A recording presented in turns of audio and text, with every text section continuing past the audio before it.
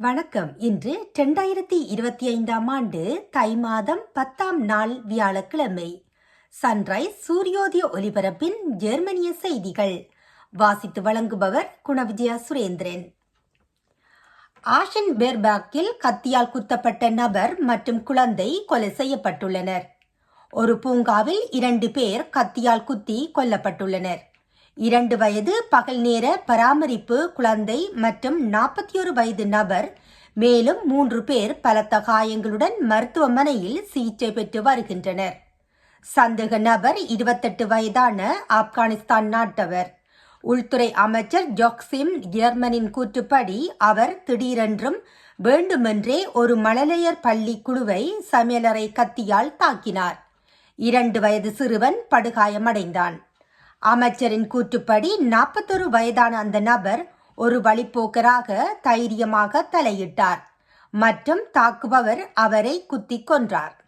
அந்த மனிதன் மற்ற குழந்தைகளை மரணத்திலிருந்து காப்பாற்றியிருக்கலாம். சுகாதார அமைச்சர் ஜூடித் ஹெர்லாச்சின் கூற்றுப்படி 2 வயது சிறுமிக்கும் 61 வயது ஆணுக்கும் கடுமையான கத்திக்குத்து காயங்கள் ஏற்பட்டன. அவர்கள் இப்போது ஆபத்திலிருந்து மீண்டுள்ளனர். தப்பி ஓடும்போது ஒரு ஆசிரியரின் முன்கை உடைந்து மருத்துவமனையில் அவர் அனுமதிக்கப்பட்டுள்ளார். ஜெர்மனியில் 1/3 மாணவர்கள் வறுமையில் வாழ்கின்றனர். பாஃபெக் வீதங்கள் மிக குறைவு. தங்குமிடம் மிகவும் விலை உயர்ந்துள்ளது. உளவியல் மன அழுத்தம் அதிகரித்து வருகின்றது. எதிர்கால மத்திய கல்வி அமைச்சகத்திற்கு ஒரு சவாலாக இந்த முடிவு ஆயிரக்கணக்கான மாணவர்களின் நம்பிக்கையை அளித்துவிட்டது. செப்டம்பர் 23ஆம் தேதி 2024ஆம் ஆண்டு அன்று பாஃபெக் வீதம் வாழ்வாதார அளவை விட குறைவாக இருந்ததால் அதிக பாஃபெக்குரிய முன்னாள் மாணவியின் வழக்கை மத்திய அரசியலமைப்பு நீதிமன்றம் தீர்ப்பளித்துள்ளது. ஆனால் கூட்டாட்சி அரசியலமைப்பு நீதிமன்றம் அவரது கோரிக்கையை நிராகரித்தது. படிப்புகளுக்கு அரசு நிதியளிக்க அரசியலமைப்பு உரிமை இல்லை. Free association of student unions அல்லது சுருக்கமாக FZS சங்கத்தின் வாரிய உறுப்பினரான எம்மி கிராப்டுக்கு இந்த முடிவு முகத்தில் அறைந்தது போல் உணர்கின்றது. அவர்களின் பார்வையில் இந்த தீர்ப்பு மாணவர்களுக்கு குறைந்தபட்ச வாழ்வாதார நிலைக்கு உரிமை இல்லை என்பதை குறிக்கின்றது. படிக்க வசதி இல்லாதவர்கள் வேலைக்கு செல்ல வேண்டும் அல்லது பயிற்சி பெற வேண்டும்.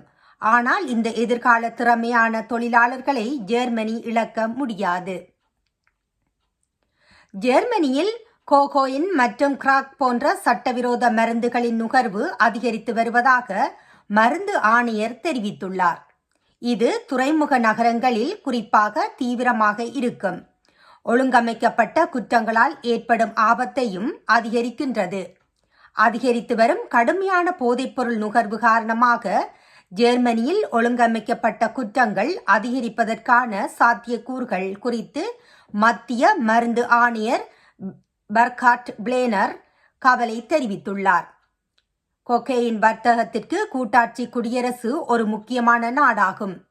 குறிப்பாக அதன் துறைமுகங்கள் காரணமாக பிளேனர் ட்ரைனியஸே போஸ்ட் இடம் கூறினார். ஜெர்மனியில் குறிப்பாக துறைமுகங்கள் மற்றும் விநியோக வழித்தடங்களை சுற்றி குவிந்துள்ளன. ஒழுங்கமைக்கப்பட்ட குற்றங்கள் பரவலாக பரவும் என்றும் குண்டுவெடிப்பு அல்லது துப்பாக்கிச்சூடு போன்ற தாக்குதல்கள் மூலம் அப்பாவி மக்களும் அதிகளவில் பாதிக்கப்படுவார்கள் என்றும் அஞ்சப்படுகின்றது.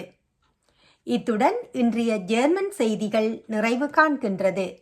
மீண்டும் மற்றொரு செய்திகளுடன் சந்திக்கும் வரை நன்றி, வணக்கம்.